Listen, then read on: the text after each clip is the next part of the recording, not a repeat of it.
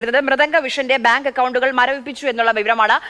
ബിനിൽ കൂടി നമുക്കൊപ്പം ചേരുന്നുണ്ട്. ബിനിൽ, ഇപ്പോൾ ആദായ നികുതി വകുപ്പ് അടക്കം ഒരുപക്ഷെ അന്വേഷിച്ചിരിക്കുമെന്ന നിലയിലേക്ക് കാര്യങ്ങൾ എത്തുകയാണ്. കാരണം കോടികളുടെ തട്ടിപ്പും വെട്ടിപ്പും നടത്തിയിട്ടുണ്ട് മൃദംഗ വിഷൻ. ആ കണക്കുകളൊക്കെ പുറത്തേക്ക് വരുന്നുണ്ട്. അതിന്റെ പശ്ചാത്തലത്തിലാണോ ബാങ്ക് അക്കൗണ്ടുകൾ മരവിപ്പിച്ചത്? വഞ്ചന കേസിന് പിന്നാലെയാണ് പോലീസ് ഈ ബാങ്ക് അക്കൗണ്ടുകൾ മരവിപ്പിക്കാനായി ബാങ്ക് അധികൃതർക്ക് റിപ്പോർട്ട് നൽകിയത്. അതിന്റെ തുടർച്ചയായി ഇവരുടെ ബാങ്ക് അക്കൗണ്ടുകൾ മരവിപ്പിച്ചിരിക്കുകയാണ്. ഇപ്പോൾ 2 ബാങ്ക് അക്കൗണ്ടുകളാണ് പോലീസ് കണ്ടെത്തുകയും മരവിപ്പിക്കുകയും ചെയ്തിരിക്കുന്നത്. ഈ അക്കൗണ്ടുകൾ വഴിയാണ് ഇവർ കുട്ടികളിൽ നിന്ന് പണം വാങ്ങിയിരുന്നതെന്നാണ് വ്യക്തമാകുന്നത്. 550 നൃത്ത അധ്യാപകർ ഇവരുമായി സഹകരിച്ചിരുന്നു എന്നതാണ് പോലീസ് കണ്ടെത്തിയിരിക്കുന്നത്. 12,000-ലധികം കുട്ടികളിൽ നിന്ന് ഇവർ 3,500 രൂപ വീതം വാങ്ങിയിട്ടുണ്ട്.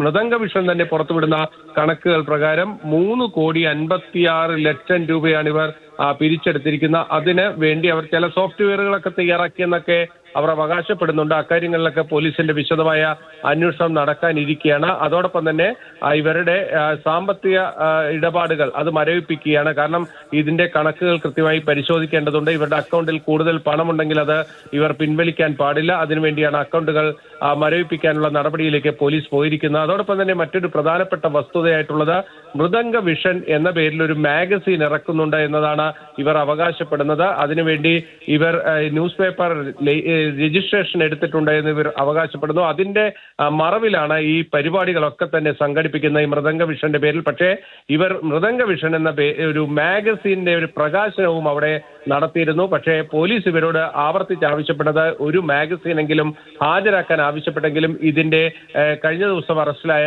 മൃദംഗ വിഷന്റെ സിഇഒയ്ക്ക് മാഗസീൻ ഒന്നും ഹാജരാക്കാൻ കഴിഞ്ഞില്ല. അതുകൊണ്ട് തന്നെ ഇതൊരു തട്ടിപ്പ് കമ്പനിയാണ് എന്ന് തന്നെയാണ് പോലീസ് വിശ്വസിക്കുന്നത്. ആ രീതിയിൽ കൂടി അന്വേഷണം പോവുകയാണ്. ഇവർ ഒരു മാഗസീൻ ഇറക്കിയിട്ടുണ്ടെങ്കിൽ ആ മാഗസീന്റെ ഒരു പകർപ്പെങ്കിലും പോലീസിന് കൈമാറാൻ ഇതുവരെ കഴിഞ്ഞിട്ടില്ല. ഇന്ന് ബന്ധപ്പെട്ട എല്ലാം എം ഡി ആണ് നിയന്ത്രിക്കുന്നത്. അതായത് നിഘോഷ് കുമാറാണ് എല്ലാം നിയന്ത്രിക്കുന്നതെന്നാണ് കഴിഞ്ഞ ദിവസം.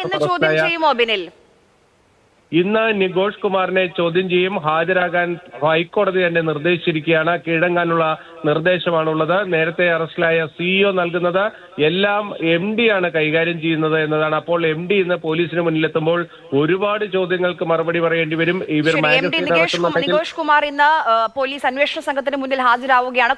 ഹൈക്കോടതിയുടെ നിർദ്ദേശമുണ്ട്.